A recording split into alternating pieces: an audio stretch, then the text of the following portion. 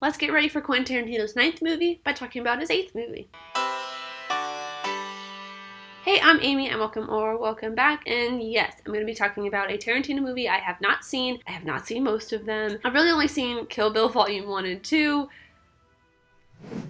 Inglourious Basterds, and Reservoir Dogs. I'm not the biggest fan of Tarantino. I really only have liked Kill Bill. I did like Inglourious Basterds a little bit, but I was not the biggest fan of Reservoir Dogs. So I have kind of been like holding back on really getting into his movies, but because I am actually very excited for Once Upon a Time in Hollywood because it looks amazing. I love Leonardo DiCaprio. The Manson murders intrigue me, even though that is not going to be the main focus of this movie. I am interested in seeing that, so I wanted to catch up on Tarantino's previous works. I will be checking Pulp Fiction off this weekend after I post my review of Once Upon a Time in Hollywood, even though I'm going to be watching it.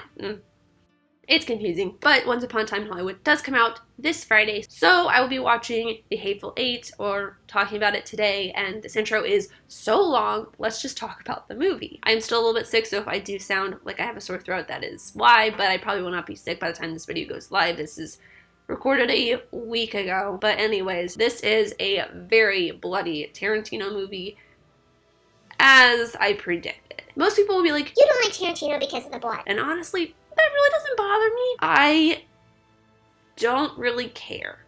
I can't watch like hospital shows where they show a lot of the blood and the stitching up and the needles going into arms and stuff because that's a little too realistic for me. But I can watch slasher movies and gory movies like this and be totally fine because it doesn't feel as realistic, if that makes any sense. It's more of the way Tarantino writes his characters that I'm not like super fond of, and is very, very prevalent in this film. It takes so long to get anywhere. There is so much exposition, and I just, got a little bit bored for the first 2/3 of this movie. It doesn't really pick up until Samuel L. Jackson's character of Warren really starts to suspect something. Can I talk? Suspect something. Everything starts going off the rails in chapter 4 when Daisy has a secret. That's the title of chapter 4. Yeah, it did not really pick up. There's so much backstory that a lot of the time wasn't even necessary. Like, yes, I get that we want to see this backstory, or hear this backstory of why Sam Jackson's character is like this well-known Black officer from the Civil War because he's faking having this letter from Abraham Lincoln. But at the same time, really, who cares? It doesn't matter. It kind of does because there's two characters, like Bruce Dern's character and Walton Goggins. Walton, is that how you say his first name? It's not Walter. Anyways, there's like two characters from the South who are very, very prejudiced against his character because he's Black, and then Walton Goggins and Sam Jackson team up later on. But I feel like Sam Jackson's character's race is enough to kind of get that going, and there's just so much plot, so much exposition that just it got a little too overwhelming. There's too much tuna. Oh, hello. It's like watching a movie that the author, like a book author, is writing because they like to put a lot of exposition and explanation into their stories and what they're writing because it's you read it. It's not something you watch and you can see the way characters are interacting with each other to get why they hate each other. You don't need all this exposition on why the characters are connected. Although I did really enjoy that, and this is kind of what makes this a little bit weird for me is the fact that I did not like all of this lead up and exposition and explanation. I did not like all of this backfill that took up a solid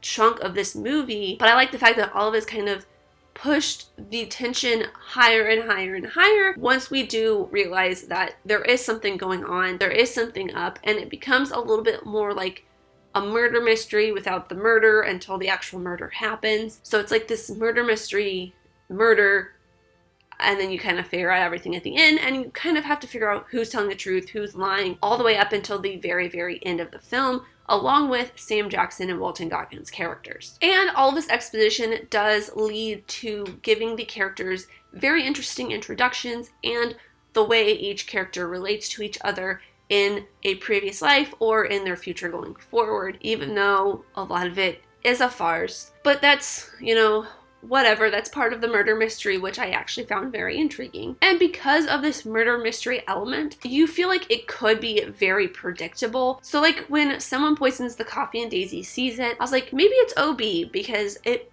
like makes sense. He's very, very annoyed with all of these other people in the cabin, and he's kind of this tertiary character. He's just the driver of the carriage that Kurt Russell has. So I was like, maybe it's him. He just wants to kill all these people. But then when he drinks the coffee after taking Bruce Dern's character's dead body out into the snow, I was like, maybe it's not him. Maybe it's this other character. And then it leads to this very interesting twist that I did not see coming in chapter 5 that I actually really, really liked. And it was super fun. And it leads to this very climactic final act of the film that I actually really, really enjoyed.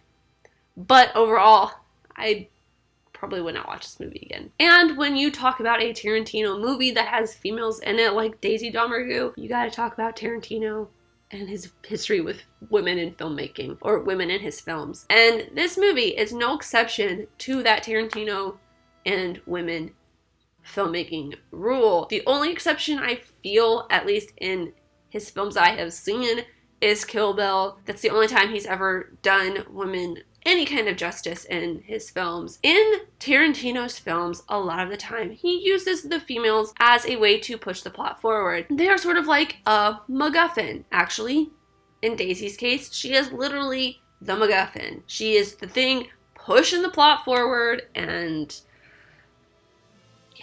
even though she is a very strong character, I attribute all of that really to Jennifer Jason Leigh's performance of her. She does a lot with what Tarantino has written Daisy for her. It's just, with Tarantino's characters, he gives them very little to show their character or to give any real good signs of their character. He makes it seem like they are strong, but I think that also could be very much attributed to the performance of these female actors, because every female actress that I have seen in his films that has any performance really as a great female actress, and Jennifer Jason Leigh, I feel like, really brought a lot of Daisy to the table, because she doesn't really get a whole lot. And another reason that I feel like Tarantino really squashes this is because he has all of the males around any of the females in his film really just stomp down on any sort of character that these females do have. Like in The Hateful Eight,